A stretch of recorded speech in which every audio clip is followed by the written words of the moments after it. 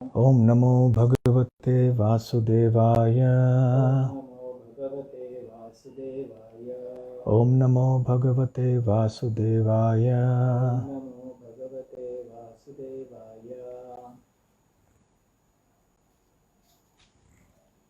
Auspicious disappearance day of Jagannath Babaji Maharaj. And so we're very, very honored and fortunate to have His Holiness Bhakti Rasamrita Swami with us. Thank you so much for joining, Maharaj. Dandava Pranams. Jai Shri Prabhupada. You're still on mute, so please could you unmute yourself?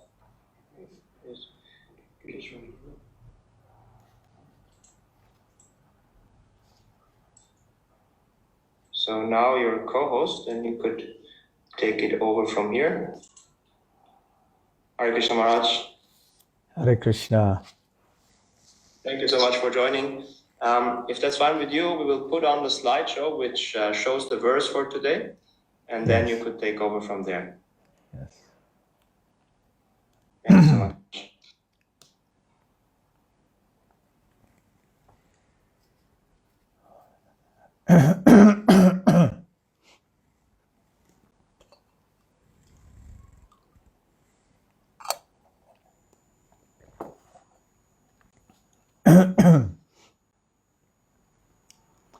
Om Namo Bhagavate Vasudevaya.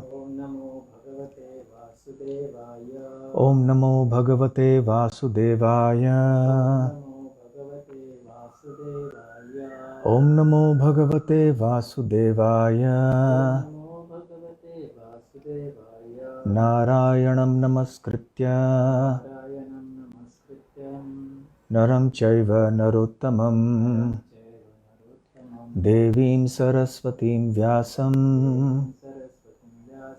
Tato Jayamudirayet Nashta Prayeshva Bhadreshu Nityam Bhagavata Sevaya Bhagavati Uttama Shloke Bhaktir Bhavati Naishtiki. Reading from the Chaitanya Charitamrita Madhya Lila, Chapter 6, Text 144. The chapter is titled The Liberation of Sarvabhauma Bhattacharya.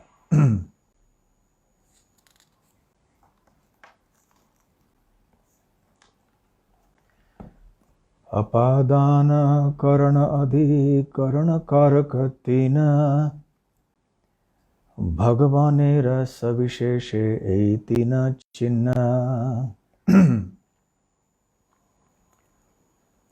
Translation.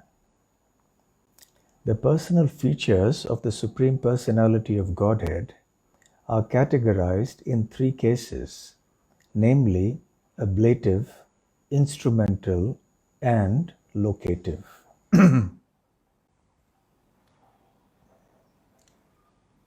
Purport by Srila Prabhupada. Srila Bhaktivinoda Thakur states in his Amrita Pravaha Bhashya that according to the injunction of the Upanishads, the Supreme Absolute Truth is He from whom everything emanates. It is understood that the whole cosmic manifestation emanated from Brahman, the Supreme Absolute Truth. The creation subsists by the energy of the Supreme Brahman, and after annihilation merges into the Supreme Brahman.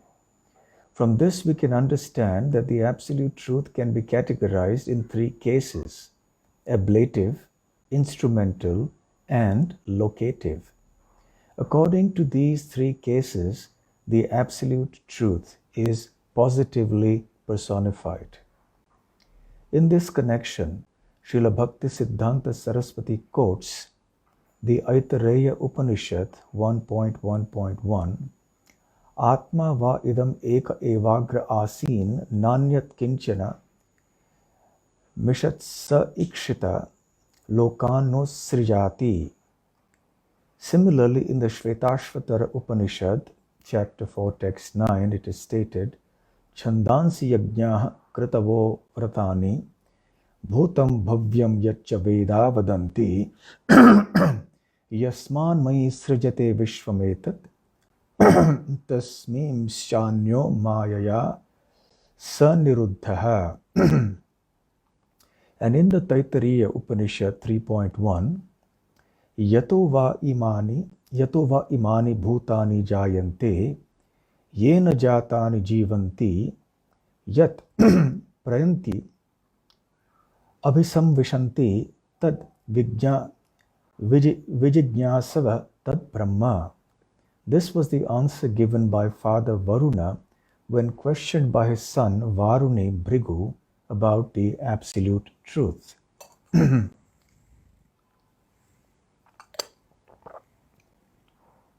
this mantra, the word yataha, the absolute truth, from which the cosmic manifestation has emanated, is in the ablative case.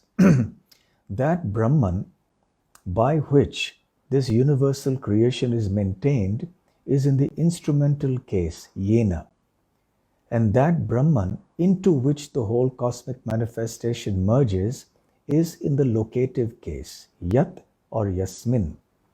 It is stated in the Srimad Bhagavatam, Canto 1, Chapter 5, Text 20, Idam hi vishvam bhagavan ivetaro yato jagatsthana nirodha sambhavaha. The entire universal creation is contained in the gigantic form of the Supreme Personality of Godhead. Everything emanates from Him. Everything rests in His energy. And after annihilation, everything merges into His person. Om Jnanatimirandhasya Jnananjana Shalakaya Chakshurunmilitam yena tasmai Shri Gurave Namaha.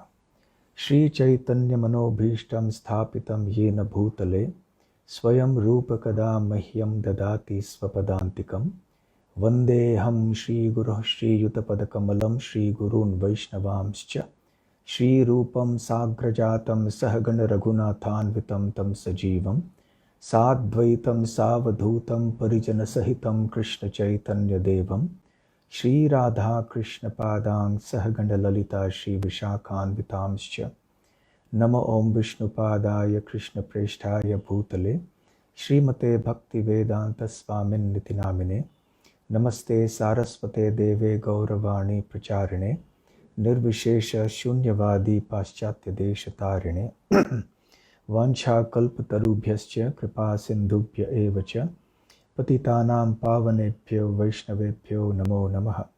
Jai Shri Krishna Chaitanya Prabhu Nityananda Shri Advaita Gadadhar Shri Vasadi Gaur Bhakta Vrinda Hare Krishna Krishna Krishna Hare Hare Hare Rama Rama Rama Hare Hare.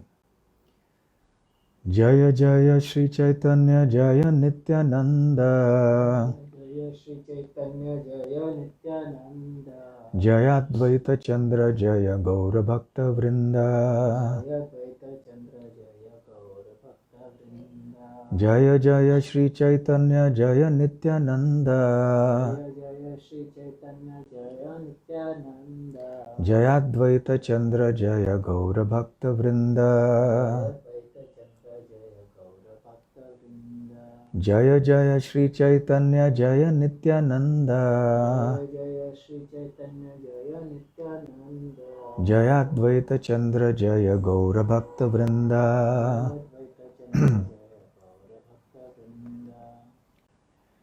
Hare Krishna. I am very happy to be at the morning class at the Bhaktivedanta Manor. It has been a very long time since I have had this good fortune of being with all of you on this forum. And I'm very happy to be back again for this Chaitanya Charitamrita class. This chapter is entitled The Liberation of Sarvabhauma Bhattacharya. It is the 6th chapter of the Madhya Lila of the Chaitanya Charitamrita. We have read today verse number 144. I will read the translation again. The personal features of the Supreme Personality of Godhead are categorized in three cases, namely ablative, instrumental, and locative. Now, to understand this verse better, we have to refer to the previous verse, text 143, in which Mahaprabhu says, everything in the cosmic manifestation emanates from the Absolute Truth, remains in the Absolute Truth, and after annihilation again enters the Absolute Truth. Brahma hoite janme Vishwa. Vishwa means the material world. So Janma refers to the fact that it takes birth from. Brahma hoite means it emanates from the Supreme Brahman. Brahmete jivaya. It remains in the Absolute Truth. It's sustained by the Supreme Brahman. Shai Brahme punarapi hoy jaya laya. Laya means after annihilation, then it re-enters into the Brahman or the Supreme Absolute Truth. So here, what is being spoken about essentially in text 143 is the cosmic manifestation. So the material creation is the subject in the previous verse. And it is explained by Mahaprabhu there that the cosmic manifestation emanates from the Lord, it is sustained by Him, and after annihilation, it enters into Him. So therefore, we also have the Supreme Lord. We have the cosmic manifestation and we have the Supreme Lord. And there is a relationship that exists between the two. And that relationship is seen in terms of three phases.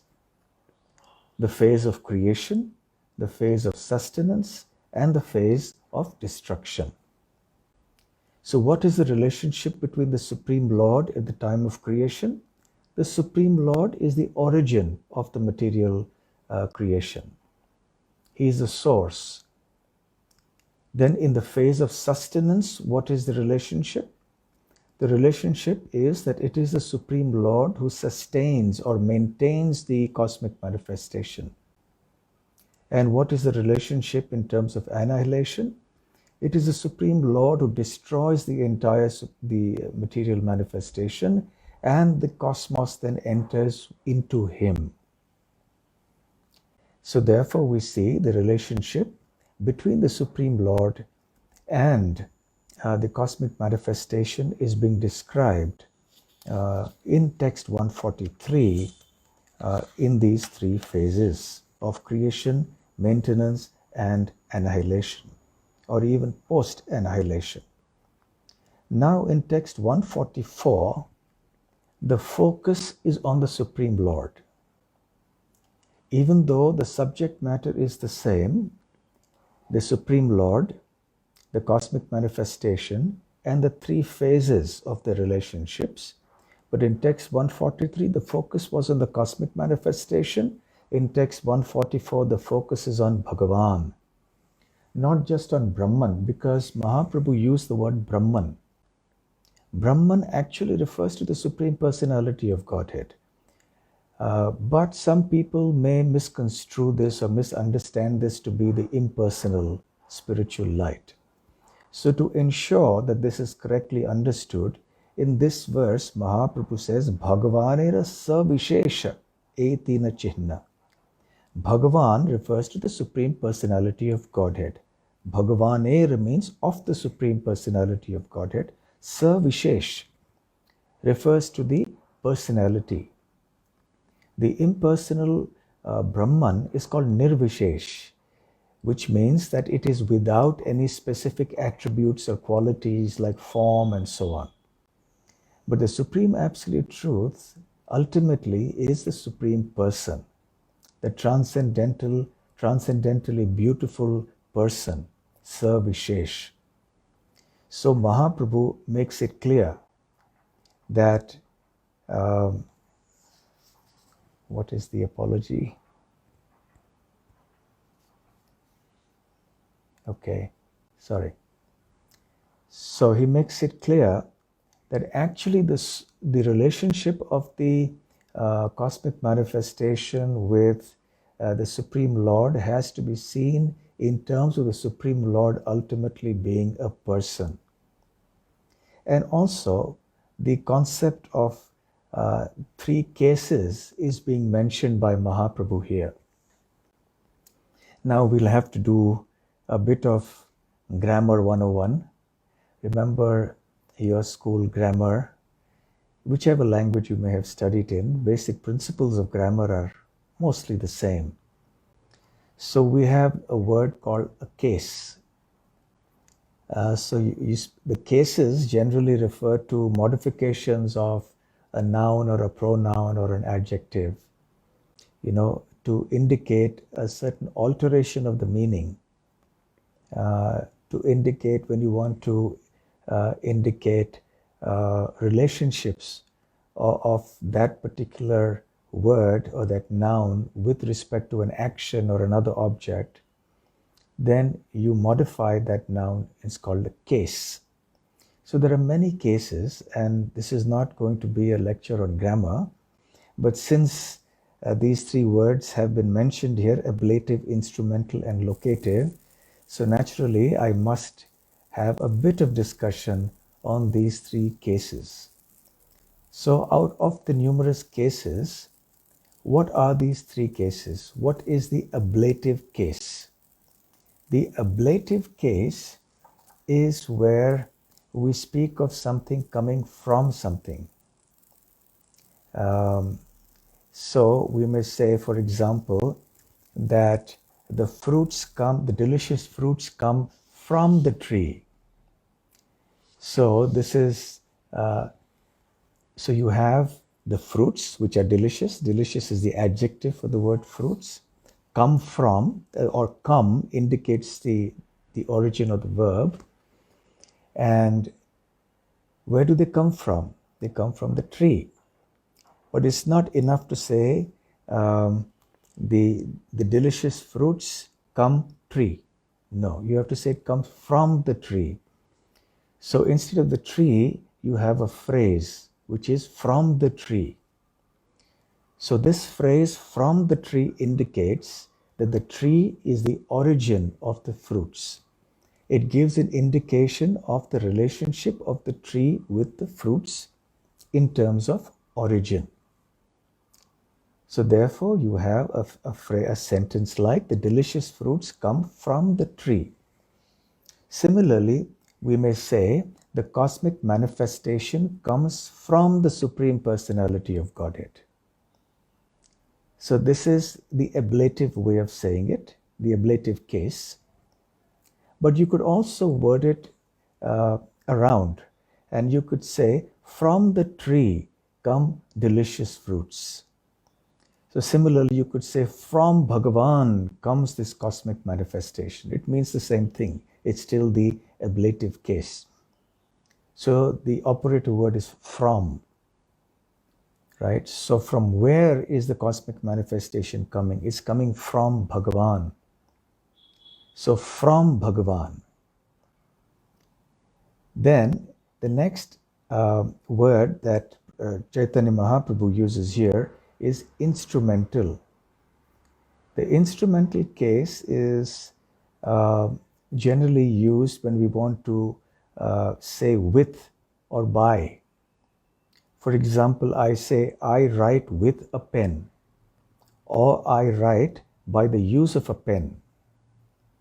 So I am the subject, write is the verb, and there's an object called the pen.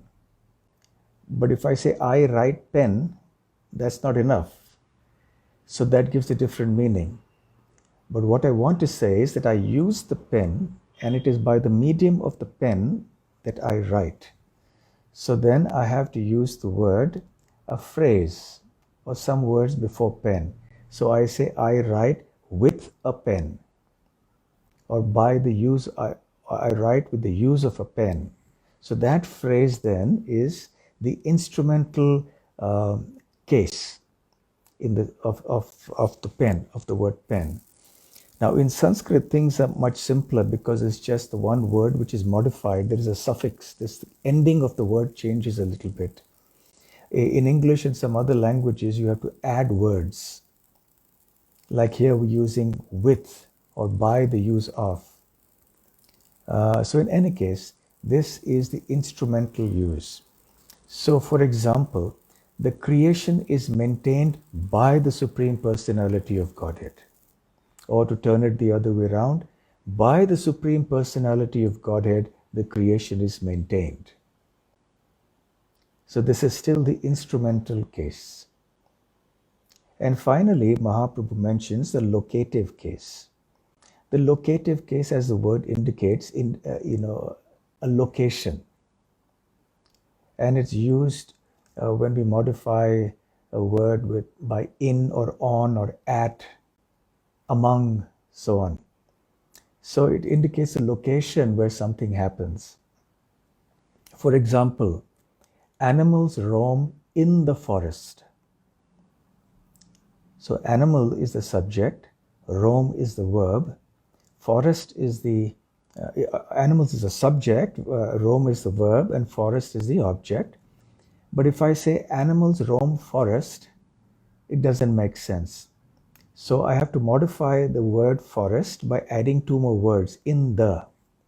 So it becomes animals roam in the forest. So in the forest becomes the locative case. Or you can turn it the other way around and say, in the forest, the animals roam. So similarly, here also we can say, the creation enters into the Supreme Lord after annihilation. Or you can turn it around and say, into the Supreme Lord, the creation enters after annihilation. It means the same thing. So therefore, you have these three cases. So in very simple terms now, in case you've lost me in the midst of all this grammar katha, just remember three things. From Bhagavan, by Bhagavan, and in Bhagavan. From, by, and in. So from Bhagavan, the creation emanates. By Bhagavan, the creation is maintained. And into Bhagavan, the creation enters after annihilation. So very simple. So here in the purport, Srila Prabhupada quotes from the Taittiriya Upanishad. Yato va imani bhutani jayante. And Srila Prabhupada explains that in this particular portion of this Upanishad, the son of Varuna, whose name is Varuni Bhrigu, inquires from his father about the absolute truth. And Varuna is replying to that question, explaining who or what that absolute truth is. And he uses these three. He uses the ablative, the instrumental, and the locative cases to explain what the absolute truth is. Here the focus is on the absolute truth. Yato means yataha. Yataha means from which. So yato va imani bhutani jayante. Jayanti means to emanate, that which is born from. Bhutani, imani bhutani refers to all these creatures or this entire creation. So the absolute truth is he from which this entire creation emanates. So from the absolute truth, the entire creation emanates. So that is Varuna's explanation in the ablative case about the supreme absolute truth. Then in the instrumental case, Yena jatani jivanti, by which or by whom, because we understand he's a person, jatani jivanti, that this cosmic manifestation is maintained, it is sustained. So it is the instrumental case because the Supreme Lord is acting to maintain the creation. And finally, the locative case. Yat paryanti abhi samvishanti. So yat refers to yasmin, into which. So into which enters the entire cosmic manifestation after it has been annihilated. So the same thing that has been explained here by Mahaprabhu is spoken about in the Taittiriya Upanishad. But the language of the Taittiriya Upanishad, like the other Upanishads, may not be so easy to understand. It's a little technical, a little too philosophical. So Mahaprabhu has explained things in simple ways, and Srila Prabhupada has elucidated and made it even more clear for all of us. So then, Srila Prabhupada concludes his purport by quoting this famous verse from the Srimad Bhagavatam, Canto 1, Chapter 5, Text 20, Idam hi vishvam bhagavan ivetaro yato jagat sthana nirodha sambhavaha. Idam hi vishvam. Idam refers to this. So this vishvam, this material manifestation, Bhagavan ivetaro, is contained in the gigantic form of the Supreme Lord. Yataha, from whom? It is from him that it emanates, Jagat, Sthana Nirodha Sambhavaha. So it's so the Supreme Lord is he from whom it emanates, it is maintained, and it is destroyed. So this is the conclusion of this purport. So to summarize, very simply then, don't get too, shall we say, confused by these technical terms used in text 144, apadana, karana, and adhikarana. Just know that they indicate ablative, instrumental, and the locative cases. And what do these mean? They mean from, by, and into. So to summarize, it is from Bhagavan that the material manifestation emanates. It is by Bhagavan that the entire material manifestation is maintained. And it is into Bhagavan that the entire cosmic manifestation enters after it is annihilated. So in this way, the relationship between the Supreme Lord and the cosmic manifestation is explained with reference to the three phases of creation, maintenance, and destruction. Now this theme appears in many places. So I will not go further into this because today is also the disappearance day of Srila Jagannath Das Babaji, who is very important for us. In our Mangalacharana prayers, we chant his pranam mantra, Gauravir Bhava Bhume Stvam Nirdeshta Sajjana Priyaha Vaishnava Sarvabhauma Shri Jagannathayate Namaha. So Gaura Avirbhava Bhumestvam Nirdeshta. Avirbhava refers to the birth or the appearance. Whose appearance? The appearance of Gauranga Mahaprabhu. Gaura Avirbhava. Bhumehe. Bhume means on the bhumi or on the earth. Tvam means you have. Nirdeshta. Nirdeshta indicates indicator. So, O Jagannath Das Babaji, you are the one who actually indicated the spot on which, at which the Supreme Lord Gauranga Mahaprabhu advented himself. Secondly, Sajjana Priyaha. Sat means truth, Jana means persons. So those people who live by the truth, in other words, very saintly people, you are very dear to them. You are Sajjana Priyaha. Vaishnava Sarvabhauma. You are the most exalted and the most respected amongst all the Vaishnavas. Sri Jagannathaya.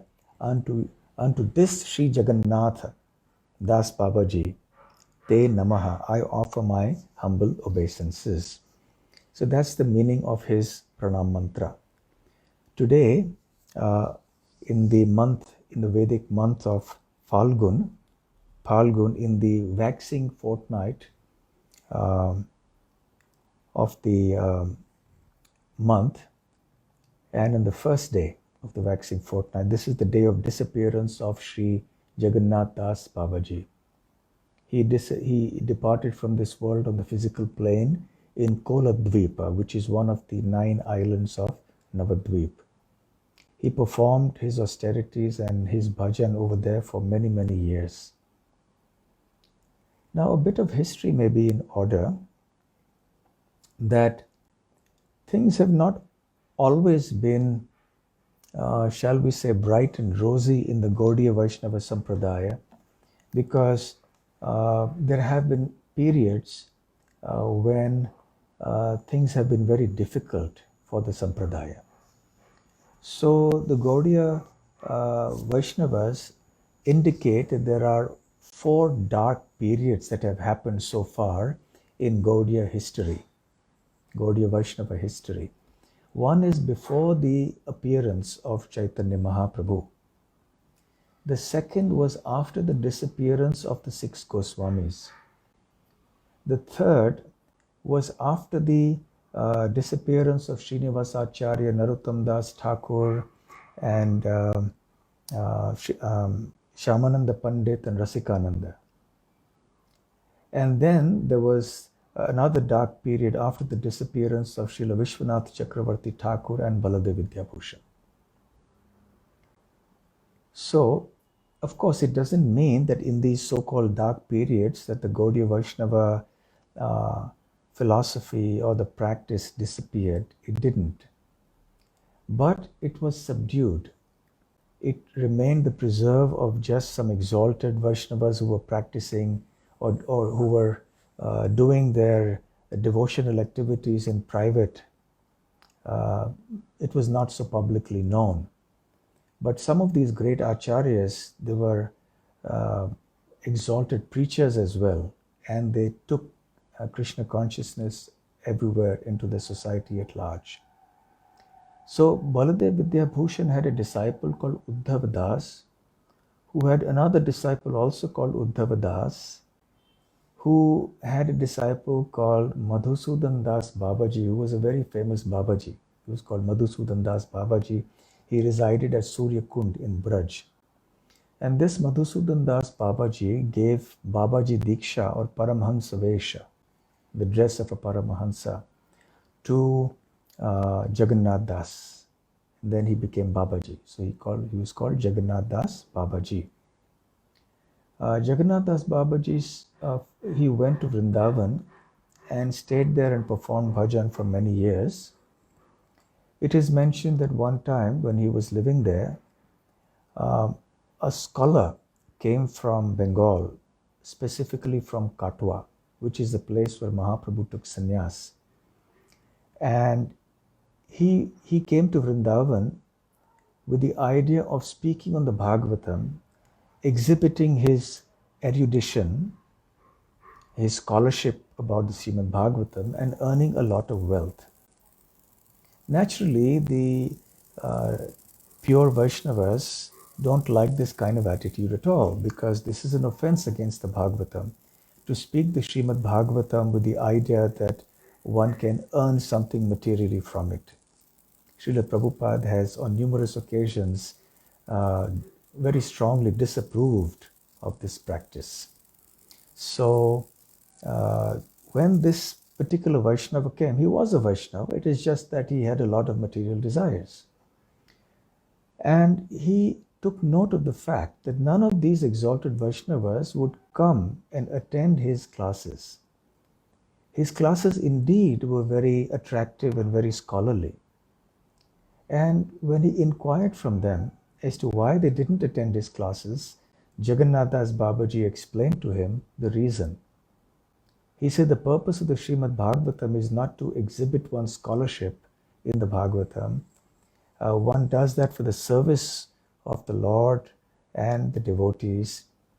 And it is not to be done as a means of livelihood. One should not be a professional Bhagavatam reciter. So due to the sublime association of these exalted Vaishnavas like Jagannath Das Babaji, this speaker of the Bhagavatam transformed himself, and then he became a humble devotee and continued to serve the Srimad Bhagavatam under the shelter of these Vaishnavas. Sometime later, Jagannath Das Babaji came to return to Navadvip, and it was around 1880 that he first met Srila Bhakti Vinod Thakur. Now you know that in our altars, in our temples and homes, we have the Guru Parampara. And we have Srila Prabhupada, we have Srila Bhakti Siddhanta Saraswati Thakur, then we have Gaur Kishore Das Babaji Maharaj, we have Bhakti Vinod Thakur, then we have Jagannath Das Babaji Maharaj. To indicate that Bhakti Vinod Thakur accepted Jagannath Das Babaji Maharaj as his preeminent Shiksha Guru. Bhakti Vinod Thakur had taken Diksha elsewhere, but he accepted Shiksha from the pure line of Mahaprabhu, where only Krishna Prema was being propagated and actually demonstrated as well. So Bhakti Vinod Thakur was extremely overjoyed to get the association of such a pure Vaishnava. And he began to attend his kirtans and he began to get his association. And Srila Bhakti Vinod Thakur writes in Sajjana Toshani about the kirtans that he saw and participated in which Jagannath Das Babaji also participated. And Bhakti Vinod Thakur describes the ecstatic symptoms that he saw in the body of Jagannath Das Babaji. And all the devotees used to be struck with wonder. Even at that time, Jagannath Das Babaji was very, very old, and he was practically bent over. He was actually very tall. He was about 6 feet tall. But in a normal posture, he was bent over. But when he started doing kirtan, and he was in the midst of the devotees, and then he used to jump sometimes, and he used to stretch himself up to the full extent of his 6 feet. And sometimes he would jump as high as 4 feet in the air or 5 feet in the air. So extraordinary energy used to flow through his body at the times of the kirtan. One of the most important contributions of Srila Jagannath Das Babaji Maharaj, for which we remember him, among all the other things that he did for which we also remember him, is that he discovered the birthplace of Mahaprabhu, as I mentioned in the beginning, Gaura Virbhava Bhumestvam Nirdeshta. And at that time also he was very old. It is mentioned that he had a servant called Bihari Das. And Bihari Das used to carry Jagannath Das Babaji in a little wicker basket, because Babaji Maharaj was so bent over and there was no way he could walk on his own. So Bihari Das would place him in that wicker basket. He would lift the basket and place it on his head, or maybe he would hold it in some way, and then he would carry Jagannath Das Babaji from place to place. This was how old he was. And at one time, Bhakti Vinod Thakur wanted to confirm the exact location of the appearance of Sri Chaitanya Mahaprabhu. When the glories of Bhakti Vinod Thakur are discussed, Bhakti Vinod Thakur's role in this can also be discussed in more detail. But suffice it to say that Bhakti Vinod Thakur had an idea, but he wanted to have the confirmation from an exalted soul like Jagannath Das Babaji. So he requested the Babaji to come, and he gladly agreed. And 3 boatfuls of devotees crossed the river Ganga to go to Mayapur. And it was there that he identified that when they came to that place, he became infused with such extraordinary energy that he leaped into the air and said, Hari Bol, Hari Bol. And he indicated that this was the exact spot where Mahaprabhu was born. And nearby, he also identified the place where Chand Kazi had broken the mridanga of the devotees when they were chanting Kirtan. And that was in the place that was known as Shivas Angan. So it was by Jagannath Das Babaji's desire then that deity worship was also established at these places. It was his desire that at one place the deities of Jagannath, I beg your pardon, Jagannath Mishra and Sachi Mata should be worshipped. And at the other place, the deities of Nimai Pandit, that is Chaitanya Mahaprabhu in his Grihastha Leela, should be worshipped along with Lakshmi Priya and Vishnu Priya. Lakshmi Priya and Vishnu Priya. So he also wanted the deities of Panchatattva. So then the deities were installed, and Jagannath Das Babaji continued to do bhajan there. His samadhi is in Koladvip, where he resided. And Srila Bhaktivinoda Thakur expresses his deep appreciation and respect for Srila Jagannath Das Babaji. So today is his disappearance day anniversary.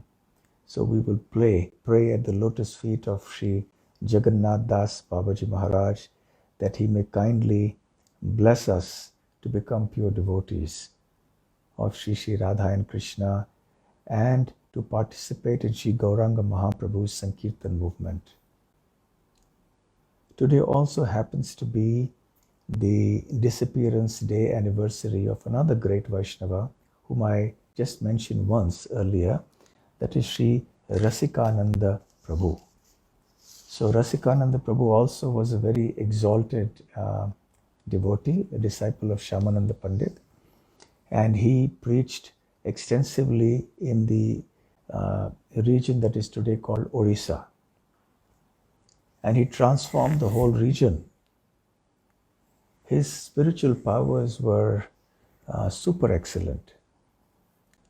And there are numerous instances of him having performed miraculous activities. For example, when he once controlled a herd of elephants that seemed to have become very violent, and he went into their midst, and just by his proximity, just by his physical association and his glance, all the maddened elephants immediately calmed down. Rasikananda Prabhu was a prolific preacher, and he made thousands and thousands of devotees in the whole region of Orissa. So we can also pray at his lotus feet today that he can kindly grant us his mercy so that we may progress in our Krishna consciousness. So we have 10 minutes more, and if there is any question, then I'll be happy to try to answer. So we'll halt here. Thank you.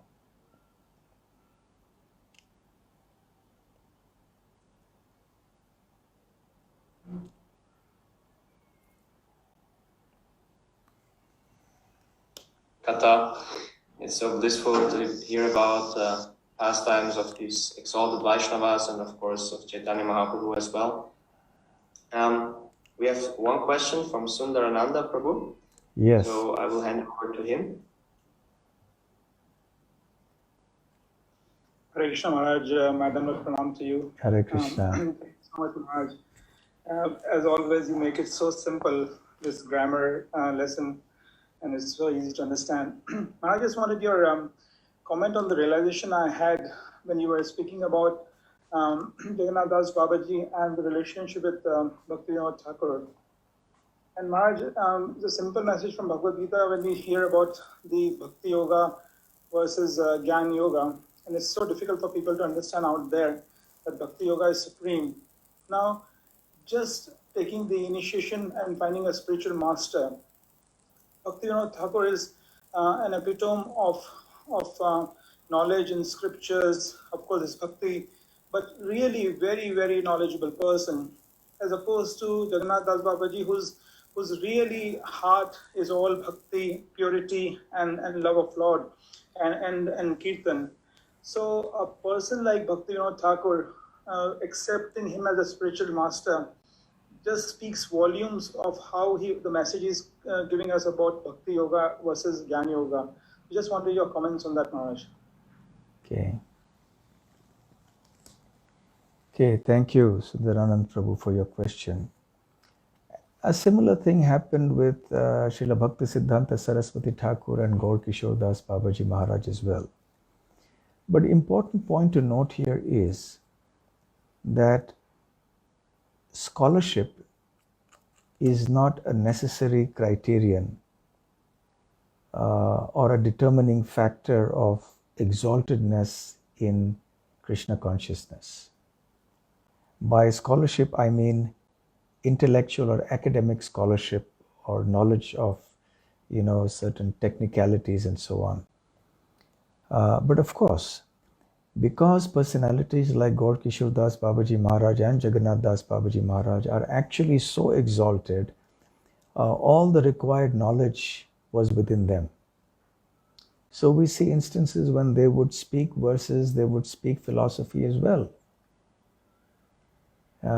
Because everything was revealed to them, whatever was required for them to, for their own service to Krishna and for the sake of explaining it to others was given to them. So they were not lacking in any respect in terms of knowledge. So we don't speak in terms of Jnana Yoga and Bhakti Yoga. It was all Bhakti Yoga. Even the scholarship of the Shastras, when it's done by devotees with the idea of pleasing Krishna and serving the devotees, is also Bhakti Yoga. Jnana Yoga is a different thing. Gyan refers to knowledge. Knowledge of the scriptures, knowledge about the Lord and his pastimes, when done in a devotional mood, is an integral part of Bhakti Yoga. When we speak of Jnana Yoga, we speak of a process. We speak of a process that essentially involves mental speculation, it involves austerities, and the idea is that eventually it leads to the conclusion of the absolute truth being impersonal, and with the ultimate goal being that one should merge into that impersonal. So one must distinguish between the different usages of the word Gyan or knowledge. When used as a process, that's Jnana Yoga, which is a speculative process. But when knowledge is seen in connection with the Supreme Lord and his name, fame, form, pastimes, abode, devotees, then that very same knowledge is the same as bhakti. It's not different from bhakti. And then this knowledge, which may be theoretical in the beginning for neophyte devotees, then becomes internally realized by the exalted souls. So the scholarship of, there is no difference really between the scholarship of Bhaktivinoda Thakur and Bhakti Siddhanta Saraswati Thakur on one hand, and the deep realizations of Jagannath Das Babaji Maharaj and Gaur Kishore Das Babaji Maharaj on the other hand. Okay, any other questions? Sight of the teachings of Jagannath Das Babaji Maharaj or Gaur Kishore Das Babaji Maharaj, we don't see much of their teachings. We see their, we have got the idea of their pastimes, but is there any sort of scripture where their teachings are included or their words are included? Well, they were mostly bhajananandis, but they also preached. Yes, they did. But they didn't necessarily write books. For that matter, even Chaitanya Mahaprabhu didn't write books. He left that to his followers, like the 6 Goswamis. So similarly, Jagannath Das Babaji and Gaur Kishore Das Babaji Maharaj, they did not write books. But when they spoke the distilled essence of the most sublime conclusions of Krishna consciousness. They were not in any way lacking in knowledge. They were not unaware of anything that was necessary for a pure Vaishnava to know. Okay, thank you.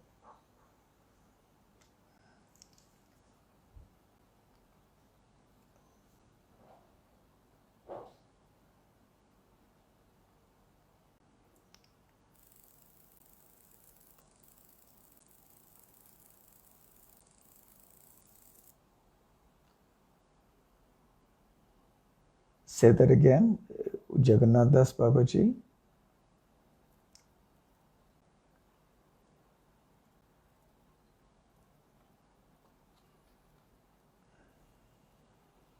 So your question is did I say in the class that Jagannath Das Babaji was the only one who was in line with the teachings of Chaitanya Mahaprabhu? No, not necessarily. But he was the one who played a very major role in removing, or rather dissipating, the darkness of that dark period. After the disappearance of Baladev Vidyabhushan, when Gaudiya Vaishnava, the Sampradaya of Gaudiya Vaishnavas had come into disrepute because of different, wrong, shall we say, interpretations being given to the teachings of Chaitanya Mahaprabhu. So Mahaprabhu's teachings were misrepresented. And when Jagannath Das Babaji came on the scene, there were other Vaishnavas too, but they were mostly low profile.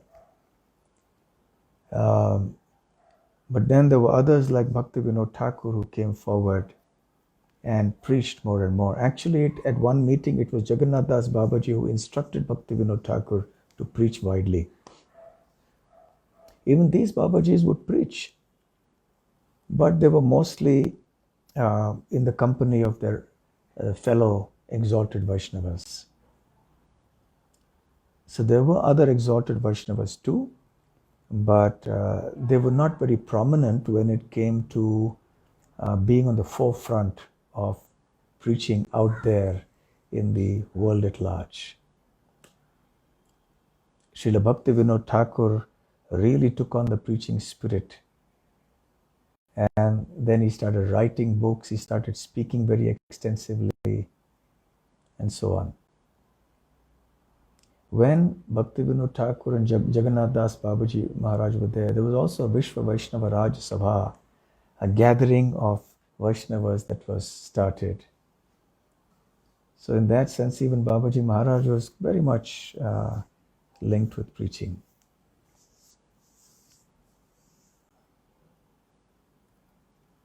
Okay, so I think we'll stop here. It's 2:00. I know the manner is very particular about timings. We start at 7:30 sharp and end at 8:30 sharp, so it's exactly 8:30 at the manor.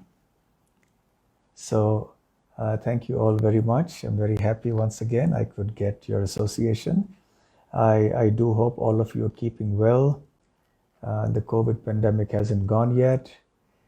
I hope you're all safe and taking all the precautions, and I hope that your Krishna consciousness is also progressing nicely. Thank you very much. Srila Prabhupada ki jai. Shri Chaitanya Charitamrita ki jai. Gaur Premanande. Hari Hari Bol. Hare Krishna.